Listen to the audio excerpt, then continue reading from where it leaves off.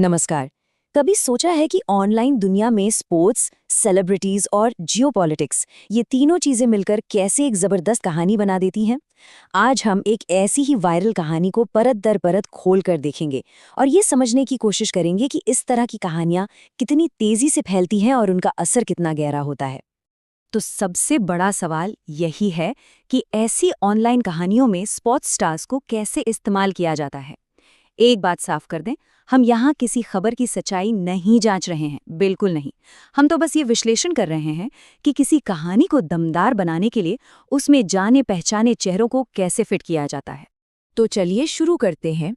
देखिए, हमारा ये पूरा विश्लेषण एक खास YouTube वीडियो में किए गए दावों पर आधारित है। हम सिर्फ ये समझने की कोशिश करेंगे कि उस वीडियो ने अपनी कहानी को लोगों के सामने रखा कैसे। तो किसी भी कहानी का एक कोर होता है, एक बुनियाद। आइए देखते हैं कि इस वीडियो की कहानी किस बड़े और गंभीर आरोप पर खड़ी है। इस वीडियो का जो पूरा का पूरा नैरेटिव है ना, वो इसी एक दावे पर टिका है जो कि वेरीफाइड नहीं है। दावा ये है कि पाकिस्तान ने अफगानिस्तान के काबुल में एक हवाई हमला किया और वो भी सीधा एक अस्पताल पर। अच्छा, तो अब जरा इस हमले की डिटेल्स में जाते हैं।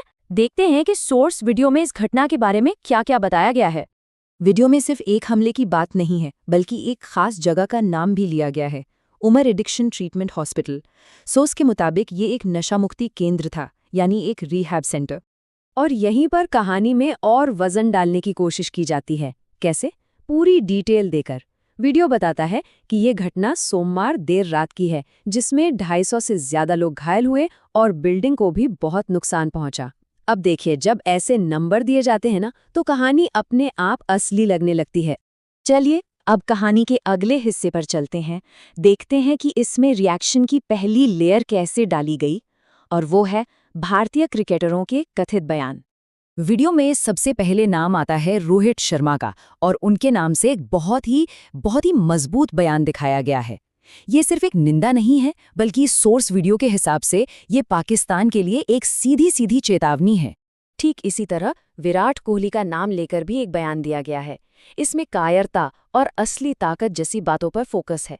इस तरह के बयान से क्या होता है, कहानी को एक मॉरल एंगल मिल जाता है, एक सही गलत का एंगल।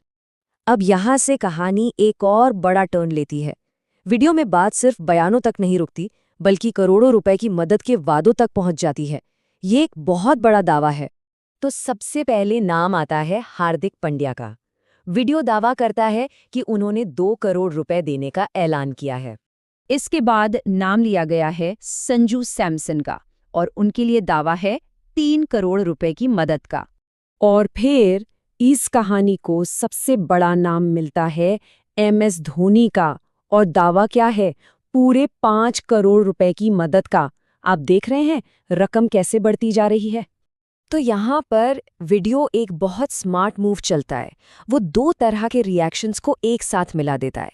एक तरफ है इमोशनल बयान, और दूसरी तरफ है ये बड़े बड़े अमाउंट वाले वादे। अब इस कहानी का आखिरी हिस्सा देखते हैं, जिसमें अफगान क्रिकेटर्स को शामिल किया गया है। इससे कहानी में एक और लेयर जुड़ जाती है। वीडियो ये दावा करता है कि कई बड़े अफगान खिलाड़ियों ने, जैसे मोहम्मद नबी, राशिद खान और भी कई, उन्होंने इस कथित हमले पर रिएक्ट किया और इसकी निंदा की।